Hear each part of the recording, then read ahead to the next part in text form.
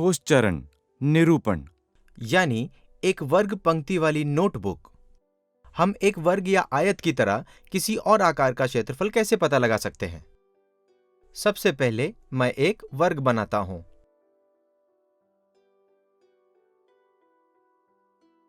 हम यहां एक वर्ग देख सकते हैं। इस वर्ग का परिमाप क्या है? यदि हम देखें कि कितनी इकाइयां इस वर्ग का परिमाप बनाती हैं, 1, 2, 3, 4, 5, 6, 7, 8, 9, 10, 11, 12, 13, 14, 15, 16। इस वर्ग में हमारे पास 16 इकाइयां हैं। आइए अब हम विभिन्न आकारों का परिमाप का पता लगाएं।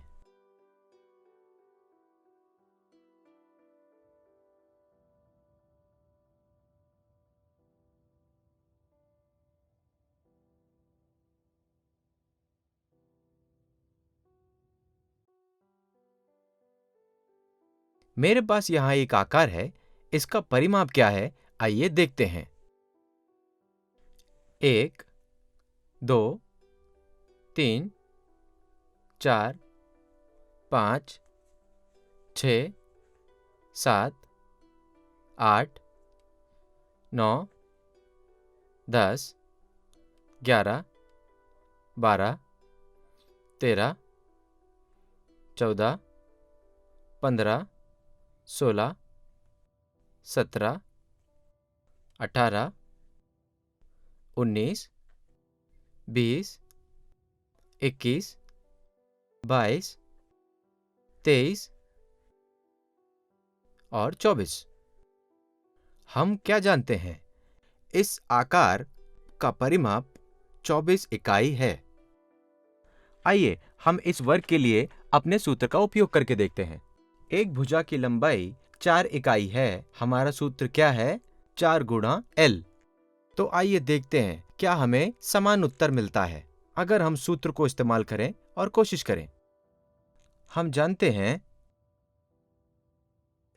एक भुजा की लंबाई 4 इकाई। सूत्र क्या है? 4 गुणा L। तो अगर हम 4 को 4 से गुणा करते हैं तो हमें कितना मिलता है? तो हमें 16 मिलता है। हमें 16 मिलता है। तो हमें अपनी गिनती के समान ही उत्तर मिला। आइए हम दूसरे उदाहरण को देखते हैं। यहां पर हम 2 अलग-अलग आकारों को देख सकते हैं। आइए हम इन दोनों आकारों का परिमाप का पता लगाएं। 1, 2, 3, 4, 5, 6, 7, 8, 9 और 10। आइए हम इस आकार को भी देखें। 1, 2, 3, 4, 5, 6, 7, 8, 9, 10। हमने यहां क्या देखा? हमें 2 आकारों के परिमाप मिले और हमें इनका क्या परिमाप मिला? हमें 10 इकाइयां मिली। अब हम इन्हीं आकारों का क्षेत्रफल भी देखेंगे।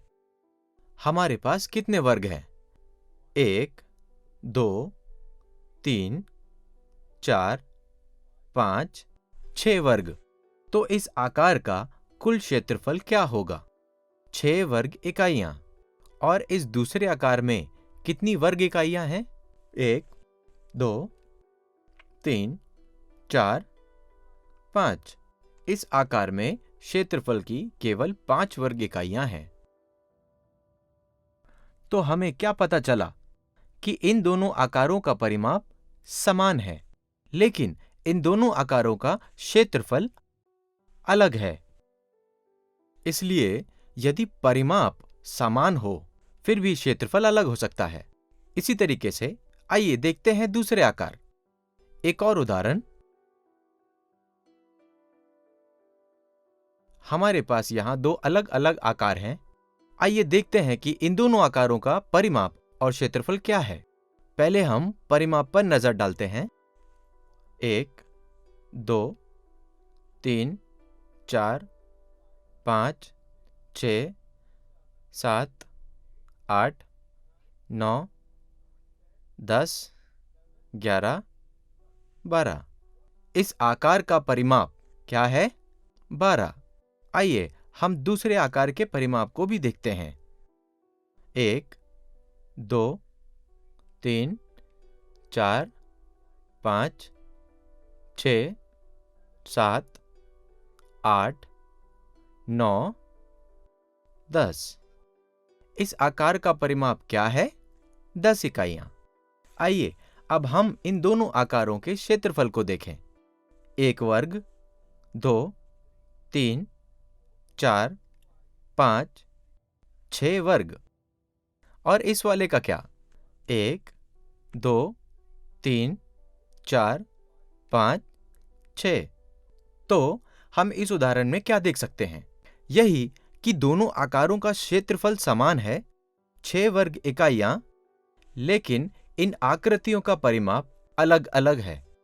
जब हम बच्चों को क्षेत्रफल और परिमाप सिखाते हैं तो शिक्षकों को यह याद रखना जरूरी है, यह बहुत जरूरी है, कि हालांकि परिमाप और क्षेत्रफल एक दूसरे से संबंधित हैं, यदि परिमाप अलग है तो क्षेत्रफल अलग हो सकता है, या भले ही क्षेत्रफल समान हो, परिमाप भिन्न हो सकता है। हमें यह सुनिश्चित करने की आवश्यकता है कि यह सिद्धांत समझ आ जाए। तो हमने यहाँ क्या देखा? हमने एक सूत्र का उपयोग करके परिमाप का पता लगाया। यहाँ ध्यान देने वाली बात यह है कि नियमित आकार जैसे कि एक वर्ग या आयत, हम केवल ऐसे आकारों के लिए ही सूत्र का उपयोग कर सकते हैं। अनियमित आकारों का परिमाप अभी तक बताए गए सूत्र का प्रयोग करके नहीं ढूंढा जा सकता, और अनियमित आकारों का क्षेत्रफल भी सूत्र का प्रयोग करके पता लगाना मुश्किल है। ये उन्हें याद रखने की जरूरत है।